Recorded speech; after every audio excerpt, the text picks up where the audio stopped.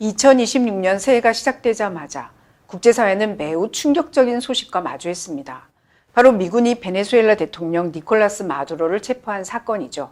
일부 미국 안보 분석가들은 같은 방식의 작전이 언젠가 베이징에서도 벌어질 수 있다고 하는데요. 오늘은 이번 베네수엘라 사태가 중국 공산당에 던진 세 가지 충격, 그리고 미국의 전략에 대해 말씀드리겠습니다. 중국 공산당 내부 정치와 권력 구조를 분석해온 해외 중화권 시사평론가 저우 샤오후이에 따르면 이번 사건은 단순히 한 독재 정권의 붕괴로 끝나는 문제가 아니라 중국 공산당에 매우 큰 충격을 안긴 사건으로 평가되고 있습니다. 특히 이번 작전이 이뤄지기 불과 하루 전날 중공이 베네수엘라의 특사를 파견해 마두로를 직접 만났거든요. 중공은 이 자리에서 거액의 자금 지원과 함께 600여 건에 달하는 협정을 제시하며 마두로 정권에 대한 전폭적인 지지를 재확인했습니다. 그런데 불과 하루 만에 마두로는 미군에 의해 생포됐고 중공의 계산은 완전히 어긋나게 된 거죠. 베이징은 미국의 작전이 실제로 성공할 것이라고는 상상하지 못했던 것으로 보입니다. 자국이 오랜 기간 지원해온 베네수엘라의 방공 시스템과 경호 체계가 이렇게 허무하게 무너질 거라고는 생각지도 못했을 거고요. 더 나아가 베네수엘라 정권이 붕괴되면서 중국은 미국의 바로 인접 지역, 이른바 뒷마당에서 영향력을 행사해온 핵심 우군 하나를 잃게 된 건데요. 아이러니한 장면도 있었습니다. 불과 한 달 전 중국 국방대학 군사전략학 교수 리리 대령은 공개적으로 미군이 마두로에 대해 군사행동을 하지 못하는 이유는 그 배후에 큰 형님이 있기 때문이라고 주장한 바 있습니다. 그러나 이번 미군의 전격 작전은 미국이 마두로의 배후에 있는 중공을 전혀 두려워하지 않는다는 점을 명확히 보여줬습니다. 충격과 혼란에 빠진 중국 당국은 과거와 다르지 않은 대응 수순을 밟았는데요. 우선 미국을 강력히 비난하며 여러 국가가 함께 규탄하고 있다고 주장했습니다. 하지만 실제로 거론된 국가는 콜롬비아, 쿠바, 러시아 세 나라에 불과했죠. 이후 중국은 유엔 안전보장이사회에 문제를 제기하며 외교적 대응에 나섰지만 이미 판세는 기울어 있었고요. 중국 역시 이러한 외교적 수단이 미국의 결정을 되돌릴 수 없다는 사실을 잘 알고 있는 것으로 보입니다. 이번 사태로 중국이 입은 타격은 여러 갈래로 분석됩니다. 첫 번째 충격은 전략적 자산의 상실입니다. 중국은 지난 10여 년 동안 정치적 지지와 함께 무역, 에너지, 농업, 과학기술, 교육 등 거의 모든 분야에서 베네수엘라와 긴밀한 협력을 이어왔는데요. 2000년 이후 중국은 각종 기금을 통해 약 600억 달러에 달하는 자금을 베네수엘라에 투입했고 인프라 건설을 대가로 석유 공급을 확보해 왔습니다. 하지만 미국의 베네수엘라 석유 금수 조치가 전면 발효되면서 이 구조는 사실상 붕괴 위기에 놓이게 됐죠. 2025년 기준으로 중국은 베네수엘라의 최대 채권국으로 알려져 있습니다. 베네수엘라가 중국에 진 빚은 수백억 달러에 이르고 마두로 정권이 무너질 경우 이 채권을 회수하지 못할 가능성이 크고요. 이는 중남미 전반에서 중국의 경제적 영향력이 크게 위축될 수 있음을 의미합니다. 두 번째 충격은 중국의 안보 지원 체계가 무력했음이 드러났다는 점입니다. 중국은 최소 6억 달러 규모의 무기와 군사 장비를 베네수엘라에 제공했고 군 인력을 파견해 군대 훈련과 지휘 통제 시스템에도 깊숙이 관여해 왔는데요. 해외 독립시사평론가 자오란제는 중공 군부 내부 소식통을 인용해 사태 전개가 너무 빠르게 이루어지면서 현지에 주둔하던 중국 측 군사 시스템 인력들이 제때 철수하지 못했다고 전했습니다. 이들 인원은 현재 이동의 자유가 제한되고 외부와의 연락도 통제된 채 안전 상태가 극도로 불확실한 상황에 놓여 있는 것으로 알려졌는데요. 과거와 비교하면 변화는 더욱 분명합니다.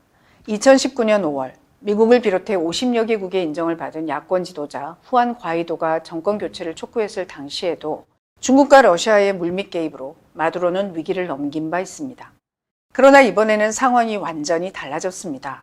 마두로가 미군에 의해 직접 생포되면서 베네수엘라의 정권 교체는 사실상 기정사실로 받아들여지고 있는데요. 이는 중남미 지역의 정치 지형 전반에도 적지 않은 영향을 미칠 것으로 보입니다. 세 번째 충격은 중국 체제 지도부가 받은 심리적 타격입니다. 미군은 이번 작전에서 전투기 150대를 포함한 대규모 합동 전력을 투입해 베네수엘라 군의 전자 감시 체계를 먼저 무력화했습니다. 이후 특수부대가 수도 카라카스로 진입해 단 한 명의 인명 피해도 없이 마두로 대통령 부부를 체포하고 즉각 철수했고요. 헤그세스 미 국방장관은 이 작전을 두고 각 부대 간의 치밀한 공조와 은밀성, 강력한 타격력과 높은 정밀도가 입증된 사례로 평가했는데요. 이 장면은 과거 미국이 공개했던 지도자 생포 훈련이나 해외에서 진행된 표적 제거 작전들을 떠올리게 합니다. 이번 베네수엘라 사례는 그런 시나리오가 실제로 현실에서 구현될 수 있다는 점을 다시 한번 보여준 셈입니다. 이와 관련해 미 하원에 설치된 미국과 중국 공산당 간 전략적 경쟁에 관한 특별위원회도 이례적인 성명을 발표했습니다. 미 하원 중공특위는 4일 소셜미디어 X 공식 계정을 통해 마두로 체포 및 서방구에서의 중공 영향력에 관한 성명을 발표했는데요. 특이한 점은 존 물레나르 위원장 개인 명의로 공개된 점입니다. 성명의 내용은 이렇습니다. 트럼프 행정부의 단호한 조치가 중국의 동맹 하나를 권력에서 제거함으로써 세계를 더 안전하게 만들었다. 중국이 마두로와 협력하며 미국의 적들과 공조해왔고 그 과정에서 미국 국민에게 해를 끼쳐온 권위주의 통치자를 떠받쳐왔다. 그는 시진핑과 손잡은 권위주의 정권들은 중국이 마두로를 실패로부터 구해내지 못했다는 사실을 명심해야 한다라고 강조했습니다. 중국과 손잡는다고 해서 결정적인 순간에 중국이 끝까지 지켜주지는 않는다는 메시지였죠. 이 대목에서 자연스럽게 시선이 옮겨가는 곳이 있습니다. 바로 베이징 그리고 대만입니다. 최근 미국 보수 진영 일부 언론과 안보 분석가들 사이에서는 상당히 충격적인 표현이 공개적으로 오르내리고 있습니다. 바로 참수작전이라는 단어인데요. 만약 그때가 오면 베이징에서는 한 차례 참수작전이 전개될 것이며 그 표적에는 시진핑을 포함해 정치국 상무위원 전원이 포함될 것이다. 이 발언의 배경을 이해하려면 6년 전으로 잠시 돌아가야 합니다. 2020년 1월 3일 새벽, 이라크 바그다드 국제공항 외곽에서 거대한 폭발음이 울려 퍼졌는데요. 이 폭발로 이란 혁명수비대 산하 쿠두스군 사령관 가셈 솔레이마니는 미군 MQ-9 무인기가 발사한 헬파이어 미사일 공격으로 사망했습니다. 이 사건은 단순한 암살이 아니라 장기간의 추적과 식별 그리고 정밀한 계산 끝에 미국이 적성국의 핵심 인물을 직접 제거한 표적 제거 작전이었습니다. 솔레이마니는 민항기를 이용했고 스마트폰을 사용하지 않았으며 평범한 차량과 소박한 복장을 선택했지만 촘촘히 구축된 미군 정보망과 고고도 무인기를 피할 수는 없었죠. 결국 그는 붉은 보석 반지를 낀 손으로만 신원이 확인될 정도의 최후를 맞았습니다. 그리고 6년이 지난 지금 미국의 최신 국방수권법 NDAA 2026을 근거로 시진핑이 대만에 대해 무력 사용을 결정할 경우 베이징 중난 하이에서도 바그다드와 유사한 장면이 재현될 수 있다는 대담한 분석이 공개적으로 제기되고 있습니다. 이 주장을 내놓은 인물은 미국 보수 성향 일간지 워싱턴 타임스의 베테랑 국가안보 담당 기자 빌 거츠입니다. 그는 이번 국방수권법을 단순한 예산안이 아니라 미국과 대만 간 방어 협력을 질적으로 끌어올리는 전환점으로 평가했는데요. 그는 중국 공산당이 대만을 공격할 경우 솔레이마니식 무인기 참수작전이 재현될 수 있으며 그 표적에는 정치국 상무위원 전원과 중앙군사위원회 주석 시진핑도 포함될 수 있다고 주장했습니다.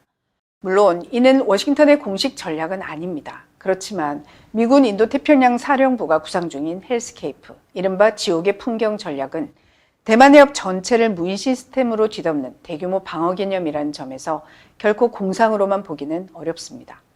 국방수권법은 미 국방부가 대만과 공동 기획 계획을 공식 가동하도록 명시했고 총 90억 달러의 예산을 배정해 무인 시스템 배치와 대응 전략을 포함한 공동 이니셔티브를 시작하도록 명시했는데요.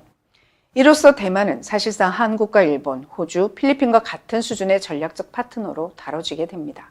미군은 여기에 더해 레플리케이터 계획을 통해 공중 드론은 물론 무인 수상정과 무인 수중체까지 포함한 대규모 무인 전력을 신속히 배치할 준비를 하고 있습니다.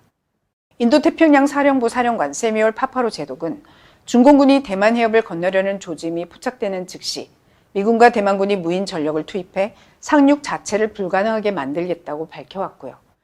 미 국방부의 기술 담당 고위 관료는 러시아 우크라이나 전쟁의 교훈은 현대전의 최전선이 인간과 인간의 싸움이 아니라 인간과 기계의 경쟁으로 바뀌었다는 점이라고 설명했습니다. 6년 전 솔레이마니 제거와 최근 마두로 체포, 그리고 대만을 둘러싼 미국의 군사 구상, 이 모든 흐름을 종합해 보면 미국의 대만 정책은 더 이상 과거의 전략적 모호성에 머물러 있지 않고 점점 더 분명한 억제의 명확성으로 이동하고 있는데요. 마두로 체포 사례가 보여주듯이 이 경고는 단순한 말이 아니라 법안과 예산, 그리고 실제 작전 구상으로까지 이어지고 있다는 점에서 베이징으로선 결코 가볍게 넘길 수 없는 전략적 부담으로 받아들여지고 있습니다. 또 하나, 중국 공산당의 보호를 믿어도 결정적인 순간에는 아무도 지켜주지 않는다. 미국이 지금 전 세계에 보내고 있는 이 메시지는 그 어느 때보다 분명해지고 있습니다.